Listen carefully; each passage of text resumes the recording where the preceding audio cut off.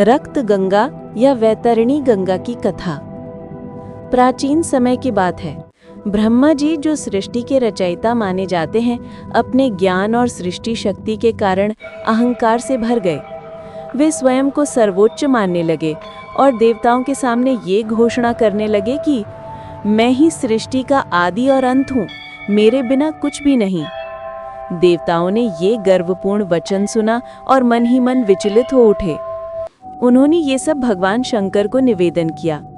महादेव, जो सदा धर्म की रक्षा और अहंकार के नाश के लिए अवतरित होते हैं, ब्रह्मा जी को समझाने आए। महादेव ने ब्रह्मा से कहा, ब्रह्मा, अहंकार का त्याग करो। सृष्टि का संचालन तीनों की संयुक्त शक्ति से होता है। सृष्टि तुमसे, पालन विष्णु से और संहार मुझसे। फिर तुम अकेले अपने को सर्वोच्च क्यों मानते हो? लेकिन अहंकार से अंधे ब्रह्मा ने महादेव की बात नहीं मानी, बल्कि उन्होंने अपने पंचम मुख से कठोर वचन कहे और महादेव का अपमान किया। तब भगवान शंकर ने अपने कर में धरे त्रिशूल से ब्रह्मा जी का पंचम शिर काट डाला।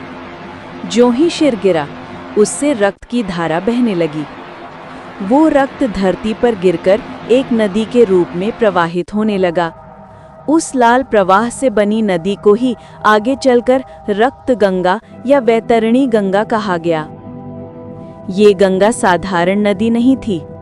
ये थी पापों का नाश करने वाली, प्रेतों और पितरों को तारने वाली, मोक्ष देने वाली।